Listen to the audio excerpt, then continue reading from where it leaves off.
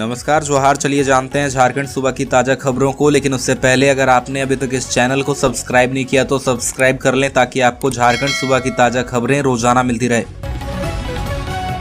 सबसे पहली और बड़ी खबर, झारखंड में 40% मरीज ओरल कैंसर की चपेट में, मृत्यु दर 30% के करीब। झारखंड में प्रति 1 लाख की आबादी में 70 लोग कैंसर से पीड़ित हैं। इनमें 40% मरीज तंबाकू या उसके उत्पाद का उपयोग करने की वजह से ओरल कैंसर की चपेट में आते हैं। NFHS 5 के आंकड़े के अनुसार झारखंड में 47.4% पुरुष और 8.4% महिलाएं तंबाकू का सेवन किसी न किसी रूप में करते हैं। यही वजह है कि राज्य में ओरल कैंसर से पीड़ितों की संख्या में तेजी से वृद्धि हो रही है। हालांकि जागरूकता और समय पर स्क्रीनिंग से कैंसर जैसी जानलेवा बीमारी को आसानी से हराया जा सकता है।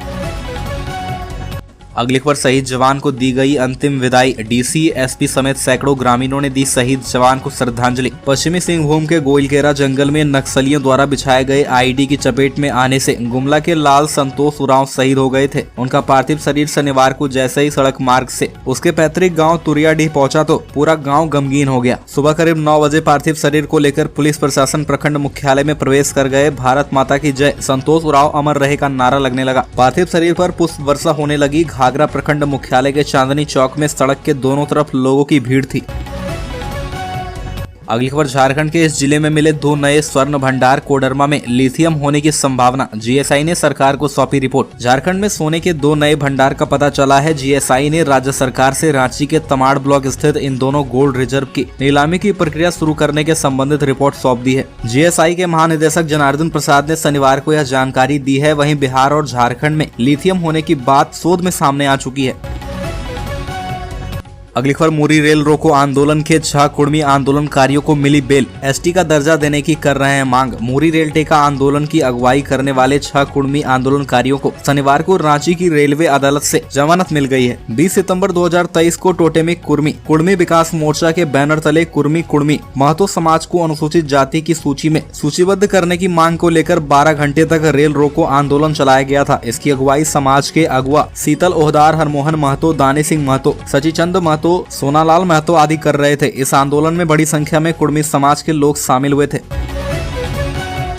अगली खबर, गिरिडीह में भीषण सड़क हादसा। बारात से लौट रहे थे सभी स्कॉर्पियो सवार, पेड़ से टकराया वाहन, 5 की हुई मौत। झारखंड के गिरिडीह में 3 बजे के करीब भीषण सड़क हादसा हुआ है। इस हादसे में 6 लोगों के मौके पर मौत हो गई। वहीं 2 लोग गंभीर रूप से घायल हुए हैं। जो 2 लोग घायल हुए हैं वे बच्चे हैं। जानकारी के मुताबिक इस दुर्घटना का शिकार स्कॉर्पियो वाहन हुआ है जो बारात से लौट रहा था। सभी मृतकों को और घायलों को सदर अस्पताल लाया गया है। घायलों का इलाज चल रहा है जबकि मृतकों के पोस्टमार्टम की तैयारी चल रही है। जानकारी के मुताबिक दुर्घटना स्थल वाहन जिले थोरिया नामक जगह से बारात लेकर लौट रही थी। इसी दौरान दुर्घटना हुई। थोरिया के रहने वाले मोहम्मद फारूक अंसारी के बेटे चांद रशीद की शादी मुफस्सिल थाना इलाके के टिकोडी के रहने वाले पप्पू अंसारी की बेटी मुस्कान प्रवीण से तय हुई थी। निर्धारित समय के मुताबिक 17 नवंबर की रात बारात पहुंची और निकाह हुआ। शादी की रात ही करीब 10 लोग स्कॉर्पियो में सवार होकर थोरिया लौट रहे थे, जिस दौरान यह घटना हो गया। अगली खबर, छठ पूजा को लेकर बदली रांची की ट्रैफिक व्यवस्था। 2 दिनों तक भारी वाहनों की एंट्री बैन। ट्रैफिक पुलिस के द्वारा जतरा पूजा को देखते हुए शनिवार को दोपहर से लेकर रात तक कांके रोड को 1 वे किया गया है। यातायात व्यवस्था संभालने के लिए 50 से अधिक जवानों को तैनात किया गया था। दोपहर में वाहनों को एक ही ओर से आने जाने दिया जा रहा था। इस वजह से वाहनों की लंबी लाइन लगी रही।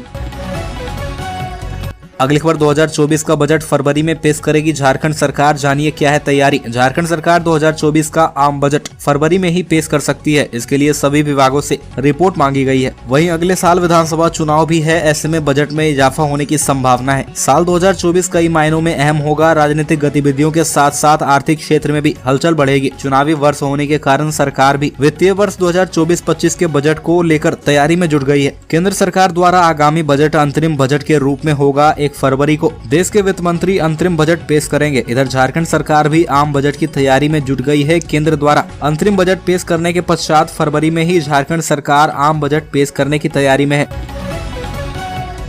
अगली खबर, उत्तरकाशी टनल में फंसे झारखंड के श्रमिकों ने कहा कि हम ठीक हैं, ड्राई फूड के सहारे जिंदा हैं। उत्तराखंड के उत्तरकाशी जिले में सिलक्यारा और डंडाल गांव को जोड़ने के लिए बन रहे यमुनोत्री नेशनल हाईवे पर निर्माणाधीन टनल में पिछले 6 दिनों से 40 श्रमिक फंसे हुए हैं। उनमें 15 झारखंड के हैं। शुक्रवार को झारखंड से गए अधिकारियों के दल ने टनल साइट के अंदर जाकर देखा व पाइप के माध्यम से श्रमिकों से बात भी की। उप श्रमायुक्त प्रदीप लकड़ा ने श्रमिकों से बात कर कहा कि रेस्क्यू ऑपरेशन चल रहा है, झारखंड सरकार ने उन्हें भेजा है, अब सब ठीक ठीक है ना? श्रमिकों ने कहा कि ठीक है। श्री लकड़ा ने बताया कि झारखंड के प्रतिनिधिमंडल ने जिला प्रशासन उत्तरकाशी से भी मुलाकात कर रेस्क्यू ऑपरेशन की जानकारी ली। अगली खबर, झारखंड बोर्ड 10वीं और 12वीं परीक्षा 2024 की डेट घोषित। झारखंड एकेडमिक काउंसिल ने 10वीं और 12वीं बोर्ड परीक्षा 2024 का टाइम टेबल जारी कर दिया है। झारखंड बोर्ड की परीक्षाएं 6 फरवरी 2024 से शुरू होकर 26 फरवरी 2024 तक चलेगी। मीडिया रिपोर्ट्स के अनुसार 10वीं और 12वीं की प्रैक्टिकल परीक्षाएं 29 फरवरी से शुरू होकर 22 मार्च 2024 तक आयोजित की जाएगी। बोर्ड परीक्षा के लिए एडमिट कार्ड 25 जनवरी 2024 को जारी किया जाएगा। रिपोर्ट्स के अनुसार बोर्ड परीक्षा जैक बोर्ड 2 पालियों में आयोजित करेगा। पहली पाली में 10वीं और दूसरी पाली में 12वीं की परीक्षाएं आयोजित की जाएगी। मैट्रिक की परीक्षा सुबह 9:45 में शुरू होगी और दोपहर 1 बजे तक चलेगी। वहीं जेएससी 12वीं बोर्ड परीक्षा 2024 का आयोजन दूसरी पाली में दोपहर 2 बजे से शाम 5:20 तक होगी।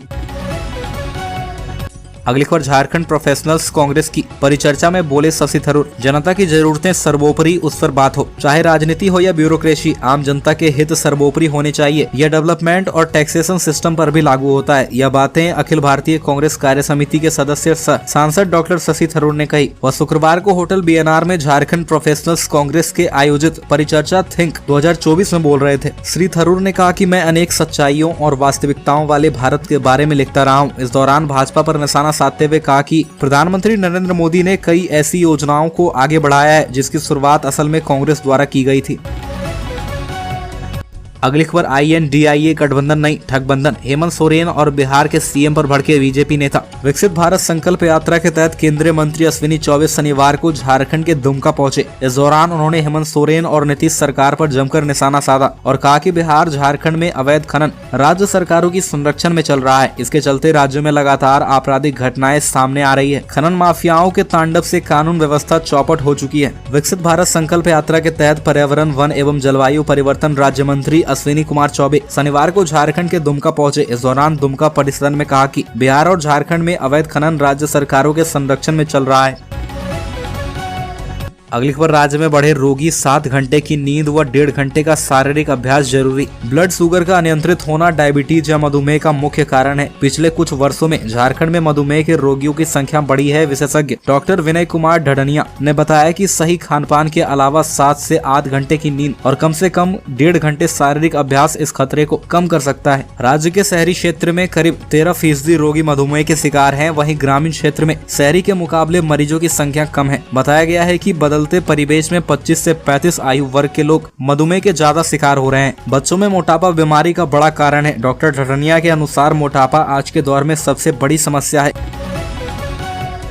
अगली खबर, मरीजों को भर्ती करने से पहले आने वाले खर्च की जानकारी नहीं देते हैं कॉर्पोरेट अस्पताल। IMA ने दी ये दलील। निजी व कॉर्पोरेट अस्पताल जो कि सुपर स्पेशलिटी अस्पताल होने का दावा करते हैं, उनमें भर्ती होने से पहले मरीज व उनके परिजन को इलाज और सर्जरी में आने वाले खर्च की जानकारी नहीं दी जाती है। कुछ अस्पताल ICU, सामान्य वार्ड व डिलक्स कमरे और जाँच में आने वाले खर्च की जानकारी का बोर्ड टांग देते हैं, लेकिन कुछ खर्च की जानकारी ही नहीं देते हैं। ऐसे में इलाज शुरू होने के बाद खर्च में बढ़ोतरी होने लगती है। परिजनों को अगले दिन 35,000 से 40,000 रुपए का बिल थमा दिया जाता है। ऐसे अस्पतालों में इलाज कराने वाले मरीजों को कई बार जमीन और गहने तक गिरवी रखने पड़ जाते हैं। अगली खबर, लेजेंड क्रिकेटर्स का JSCA स्टेडियम में जलवा। गौतम गंभीर और इरफान पठान की टीम के बीच मैच। राजधानी रांची के JSCA स्टेडियम में क्रिकेट के धुरंधरों के बीच मुकाबला होने वाला है। स्टेडियम में लेजेंड्स लीग क्रिकेट 2023 की शुरुआत होगी। यहाँ कुल 5 मैच होंगे। पहला मैच गौतम गंभीर और इरफान पठान की टीम के बीच होगा। दोनों लेजेंड्स की टीम इंडिया कैपिटल्स और भिलवाड़ा किंग्स के बीच उद्घाटन मैच खेला गया। अगली खबर, ID ब्लास्ट में 1 साल में 4 जवान व 10 ग्रामीणों की मौत, 29 पुलिसकर्मी व 7 ग्रामीण घायल। पश्चिमी सिंहभूम जिले में नक्सलियों के खिलाफ अक्टूबर 2022 से अभियान चलाया जा रहा है। नक्सल विरोधी इस अभियान में लगे सुरक्षा बलों के जवानों को रोकने के लिए नक्सलियों ने बड़ी संख्या में जंगलों में IED बिछा रखा है। इसकी चपेट में आने से अब तक 29 पुलिसकर्मी व 7 ग्रामीण घायल हो चुके हैं। 4 पुलिसकर्मी शहीद हो गए हैं। 10 ग्रामीणों को अपनी जान गंवानी पड़ी है। ID ब्लास्ट में सबसे ज्यादा जाने अति नक्सल क्षेत्र टोटो व गोइलकेरा थाना क्षेत्र में गई है। अगली खबर छठ पर्व से पहले कांके डैम, हटनिया तालाब, छठ घाट पहुंचे सीएम हेमंत सोरेन, दिए ये निर्देश। नहाय खाए के साथ 4 दिवसीय छठ महापर्व शुरू हो चुका है। छठ महापर्व पर नदी, तालाबों और जलाशयों के किनारे अर्घ देने के लिए छठ व्रतियों की भारी भीड़ उमड़ती है। जिन छठ घाटों पर सबसे ज्यादा भीड़ होती है वहाँ स्वच्छता और सुरक्षा सुनिश्चित करना प्रशासन की जिम्मेदारी है। मुख्यमंत्री हेमंत सोरेन ने खुद छठ घाटों का दौरा किया और वहाँ की व्यवस्था देखी। मुख्यमंत्री ने अधिकारियों को जरूरी दिशा निर्देश भी दिए। मुख्यमंत्री ने कहा कि छठ घाटों पर व्रतधारियों और श्रद्धालुओं को सहूलियत के लिए सभी सुविधाएं सुनिश्चित करें। हेमंत सोरेन ने कांके डैम और हटनिया तालाब, छठ घाटों की सफाई, सुरक्षा और अन्य व्यवस्थाओं का निरीक्षण किया। अगली खबर मुखिया कहती है सिर्फ तुम्ही से थोड़ी ले रहे हैं, मनरेगा में बड़ा गड़बड़ घोटाला, शिकायत के बाद एक्शन में अधिकारी। गिरिडीह प्रखंड की सिकदारडी पंचायत निवासी एक महिला ने उपायुक्त को पत्र लिखकर मनरेगा योजनाओं में गड़बड़ी की शिकायत की है। मामले में उपायुक्त नमन प्रियस लकड़ा ने प्रखंड विकास पदाधिकारी और प्रखंड कार्यक्रम पदाधिकारी को मामले में जाँच के आदेश दे दिए हैं और 1 सप्ताह के अंदर संबंधित रिपोर्ट मांगी है। इस मामले में सिकदारडी पंचायत निवासी आशा देवी ने कहा कि मनरेगा योजना के तहत उसे पशु शेड निर्माण की स्वीकृति मिली है। करीब 1.5 लाख रुपए की लागत से योजना को पूरा किया जाना है। इसमें निर्माण सामग्री के मद में 1,12,000 रुपए खर्च करने का प्रावधान है, लेकिन मुखिया जमीला खातून एवं वेंडर द्वारा मात्र 30,000 ही रुपए दी जा रही है। काम को लेकर भी गलत डिमांड किया जा रहा है। इससे योजना खटाई में पड़ गई है।